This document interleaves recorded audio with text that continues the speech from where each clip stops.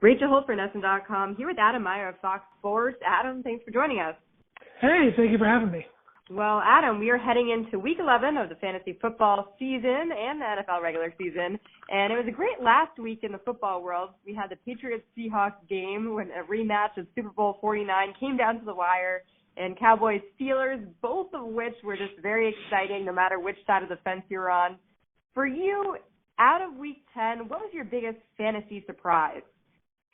Oh, man, fantasy surprise. I'd have to say, having to see that New England-Seattle game, it would have to be the play of Procise, and it ended up being pretty good because we're recording this on a Tuesday night, and just before we do this, Christian Michael cut from Seattle, waived from them, so obviously Procise did enough to supplant him as a lead role in Seattle, and it means Thomas Roll is going to be healthy enough to return for Seattle, so I think that move is going to imply that both those guys are going to look for a bunch of carries. I still think Procise still has value for your waiver wire ads, even though Rawls will be coming back. I mean, you look at what Procise did against New England, 17 carries, 66 yards, great thing catching the ball as well. I think that they knew that Seattle knew that they had some really good backs there, and they didn't want to have a three-headed monster, so they had to make the move there. Strictly a football decision there, having to cut Michael, so he'll get picked up by somebody. Obviously, the Chiefs need a running back. There's other guys out there who might be aiming towards signing a running back as well, with some injuries coming up in the near future. So I think that Rawls and Procise are going to be some big additions to people's waiver wire priority if they're not already on the team.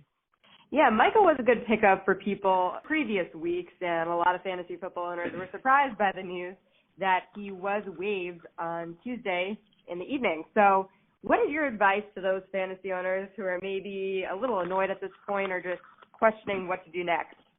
If I have a Christian Michael on my team, I'm still hanging on to him. I want to see where he gets picked up because the way the running back game has been, someone's going to add him. And if he's starting for Seattle, he's going to start for another club. So I think I'm still holding on to him.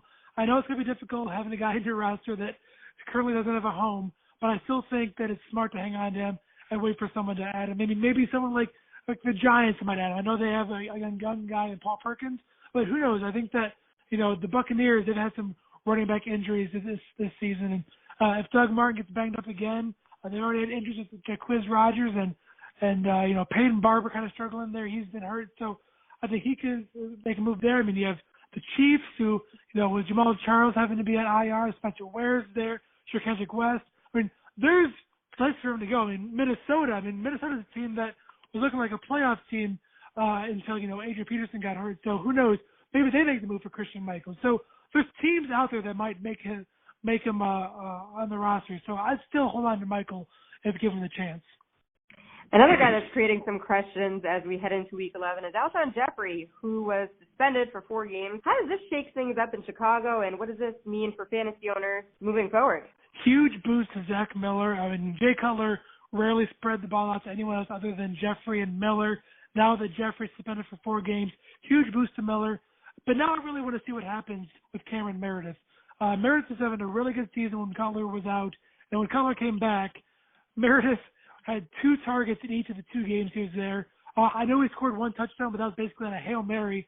So I don't think that his targets were too stellar there with Cutler back in the mix. But now that Jeffrey's out, I'm really interested to see if they put Meredith back in that mix there with Chicago. So I think that obviously Meredith, free agent-wise, you need to sign him on your fantasy teams.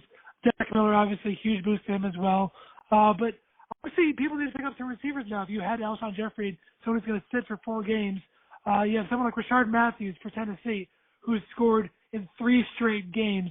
I think he's a great option there. As long as Sammy Watkins is out, I go with Robert Woods too. I know he doesn't have the best scenario there, but you look at 13 targets in his last game against Seattle. He's got the Bengals this week, the Jaguars in Week 12. I think he's the guy you need to look for. And then also, don't count on Sammy Watkins. Watkins can still return for Buffalo. He's not out for the entire year. So I think that if someone cut him earlier in the season, that's someone you might want to add on as well to your roster. There's been conflicting reports about Rob Gronkowski here in New England. He suffered what some called a punctured lung in that game against Seattle. Others say he was just a hard hit to the chest and it's nothing serious. As of this point, we don't know his status for the coming weeks or even if he will be out a game. He did call it one of the hardest hits in his career, that hit by Earl Thomas.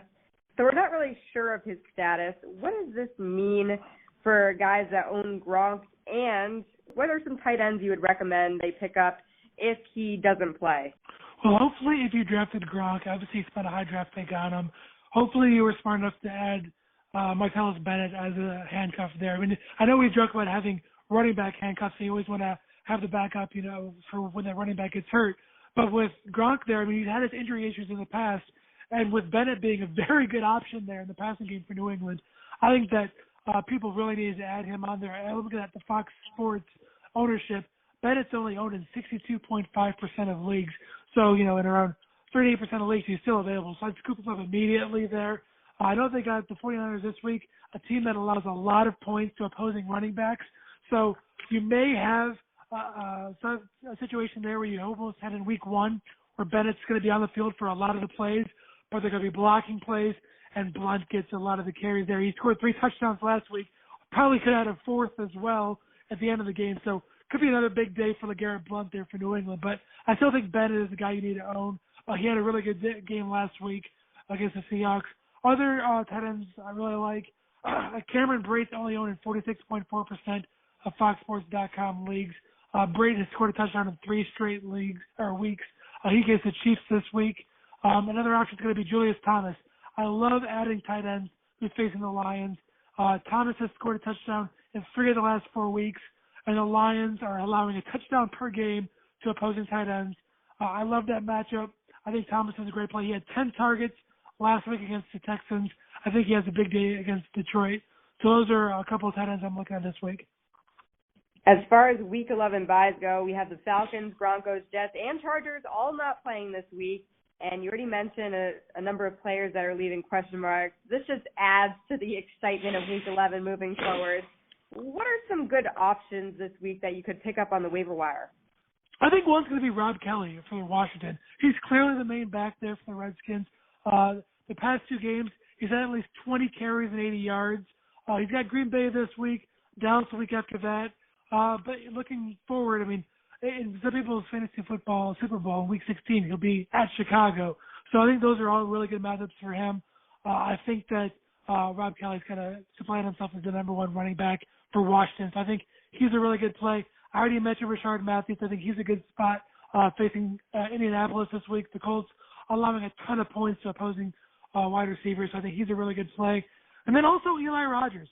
We talk about Sammy Coates dealing with a finger issue there, and then facing the Browns this week.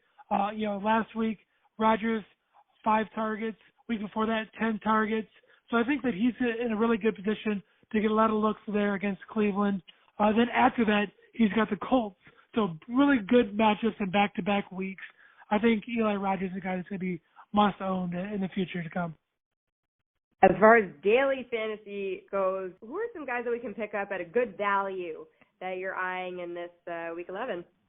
I think Julius Thomas is a guy. He's only 3,500 on DraftKings. I talked about, his success in the past 3 weeks and how inept the Lions are at guarding the tight end. So I think he's going to be one of my must-starts. Another one I really like is Devontae Adams for Green Bay. I'm really spending big on the running back portion, so I want to save a little bit at the receiver spot. And Adams has at least 14 DraftKings points in 5 of the past 6 contests. I'm hoping Josh Norman covers Jordy Nelson, which can lead to a lot more looks to Devontae Adams' way. And if you look at the past 4 weeks, Adams has 47 targets. There's only 1 behind the leader, which is Allen Robinson. So I love that value there in Devontae Adams. I think he's a really good play. And then also Marcus Mariota. I'm really surprised to see that his price is only $6,700 on DraftKings. If you look at his past couple of weeks, at least 28 DraftKings points in back-to-back games.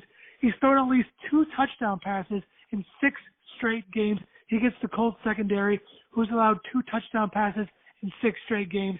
I think Mariota's in for a big day. You saw what he did last week against Green Bay. Just totally dismantles the Green Bay defense in the first half. I think he's in for a big day against Indianapolis this week. This is all good stuff. Any final words of wisdom for the people of the fantasy football world as we head into our next week? Just continue to get those waiver wire moves. I know that we're getting towards the end of the season, and people tend to just get complacent with their lineups, but this is the time to make moves. I mean, you're seeing Christian Michael get waived. You're seeing, people like Deion Lewis and hopefully in the future Sammy Watkins making their return to the lineup. I think that this is where you're going to see a lot of big moves. That these are people that are going to be on championship rosters for fantasy football in your Super Bowl. So I really think that you really need to make these moves now. Don't stick out with players just because you drafted them and you're excited about how they've done in the past couple of weeks.